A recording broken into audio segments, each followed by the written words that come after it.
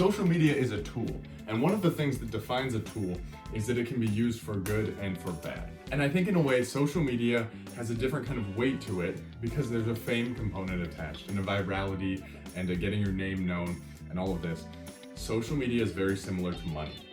It will amplify the kind of person that you already are. So what I mean by this, if you are someone who looks for opportunities and who likes learning and who likes engaging and building and supporting other people, your social media feed is curated to you. Especially with how all of the algorithms optimize, social media feeds get incredibly hyper-tailored to just you. And so what that means is that if you are someone with a character of all of those things, if you're someone who is positive, someone who's engaged, someone who likes interacting with others, you're probably going to get social media content that feeds you more of that. You're going to get social media content that actually teaches you something, that actually opens doors for you, that actually helps you to meet other people. Stop and think for a minute. Social media is a tool, but it also is connected to your interpersonal relationships, and at the same time, education is involved, as well as entertainment. It's a mix of so many things, and that's what makes it so powerful. So on the one hand, it's a powerful tool for building up your life, for making things better, for giving you opportunities and connections that you never had, and at the same time, it will amplify what you already are. And so if that's someone who's not very pleasant or who's struggling, it's only going to give you more of that. Think about this very surface level. If you're someone who goes on social media looking to see what your friends are up to, sharing some positivity, leaving some likes and some comments, oh, congrats on this, oh, cool trip you went on, bro, that sort of a thing, then you're gonna engage with people more, and maybe you'll have more of those conversations about, you connect with someone that you hadn't talked about in years because they put something on their story about a concert and you went to the same artist in a different city and now you're talking. Those kind of things are great and wonderful.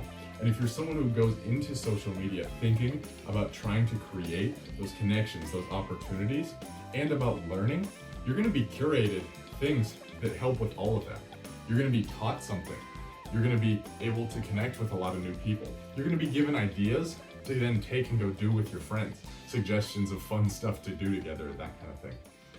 If you're someone who only watches violent video game highlights and lustful kind of content, all you're going to be getting is that, and that's just going to put you further down the hole of the kind of person that you're already becoming, which is someone who just does violent video games and leans into lust all the time.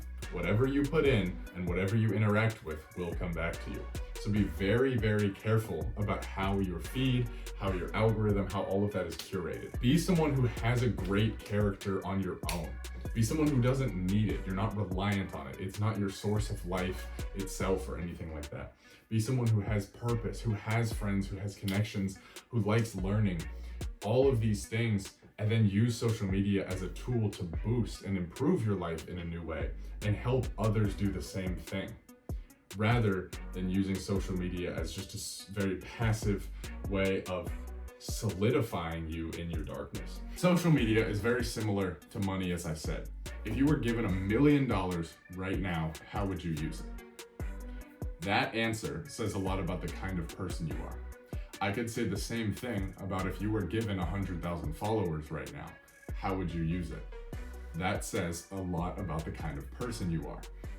So these tools, these things just amplify what you already are. And I think it's really worth reflecting on what kind of person are you and what kind of person do you want to be?